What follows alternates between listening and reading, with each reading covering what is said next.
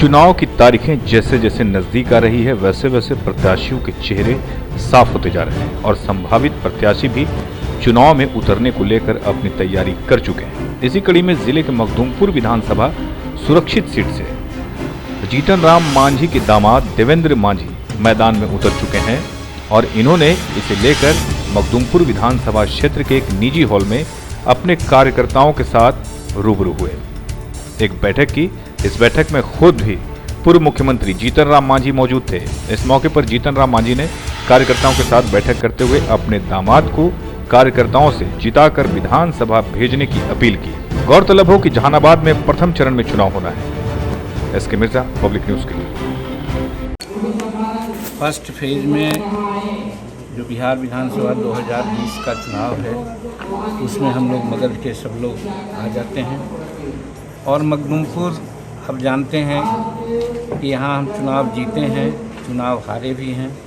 बावजूद उसके हम लोग मखदूमपुर को एकदम अपना घर, अपना परिवार समझते हैं और यहाँ से लोगों से तादात्म्य संबंध है। दुख सुख जो भी परिस्थिति है सब में आते जाते रहें। इसलिए हम चाह रहे हैं कि यहाँ हिंदुस्तानी अवाम मोर्चा सेकुलर का उम्मीदवार हो और हिंदुस्तानी अवाम मोर्चा सेकुलर आप जानते हैं कि एनडीए का पार्ट बन गया है और नीतीश कुमार जी के अगुवाई में हम लोग आगे बढ़ना चाह रहे हैं और बिहार में एक बार फिर नीतीश कुमार की अगुवाई में एनडीए की सरकार बने, ये हमारी इच्छा है। और इसीलिए यहाँ पर हम आज आए हैं कि हमारे लिए कुछ निर्देश दूसरा है। हम एक ऐसे जगह से चुनाव लड़ रहे जीते हैं वहाँ पर बहुत विपरीत परिस्थितियाँ थी, लेकिन आप लोगों के आशीर्वाद से वहाँ की परिस्थितियाँ बहुत अच्छी रही है। इसलिए वहाँ का मास का मांग है। आज आप देखते हैं हर विधायक कहीं जाता है तो कुछ न कुछ प्रतिक्रियाएं होती है, लेकिन हम सौभाग्यशाली हैं इस माने में कि जिस दिन हमने कह दिया था कि हम 75 वर्षों में मेरा हो गया, अब हम चुनाव नहीं लड़ेंगे, तो वहाँ के सैकड़ों लोग, हर समाज के लोग आकर के हमसे अनुरोध किया कि नहीं आप चुनाव लड़िए, 5 वर्ष जो शांति आपने दिया है 5 वर्ष और शांति रहेगी तो हम समझते हैं यहाँ शाश्वत शांति कायम हो जाएगी। तो इसलिए हम अपना मन बना लिया है कि हम अब इमामगंज से ही चुनाव लड़ेंगे, जैसा कि माननीय मुख्यमंत्री जी का निर्देश भी है। तो वैसी परिस्थिति में मखदूमपुर का जहाँ तक सवाल है, हम अपना निजी आदमी को देना चाह रहे थे और निजी आदमी आप जानते हैं सन इन लॉ से ज़्यादा कोई निजी आदमी कौन हो सकता है। बेटा भी है, लेकिन बेटा अभी हमारा छोटा है। हम समझते हैं वो ग्रेजुएशन की बात कही जाए तो बेटा से बड़ा बेटी है और उसी के पति हैं।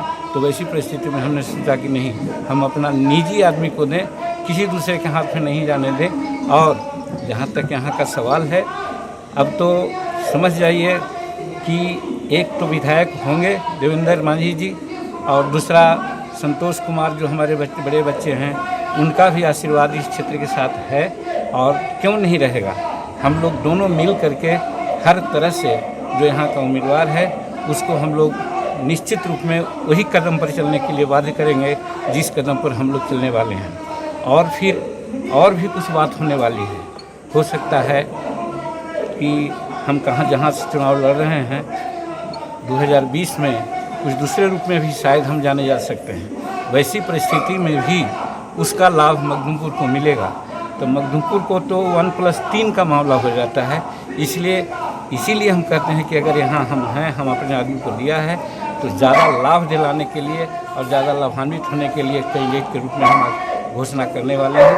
और हमको बहुत प्रसन्नता इस बात की है कि हमारे आने के पहले ही यहाँ के लोगों ने देवेंद्र मांझी को एक तरह से अपना स्वीकार कर लिया है और हर तरह से उनको मदद करने की बात की है। हम समझते हैं यहाँ से चुनाव जीत के हम लोग जाते हैं तो एनडीए को एक बहुत बड़ा बल मिलेगा और एनडीए को नेतृत्व में जो बिहार के मुख्यमंत्री बनना है नीतीश कुमार जी को, उनको हर तरह से हम लोग साथ देंगे।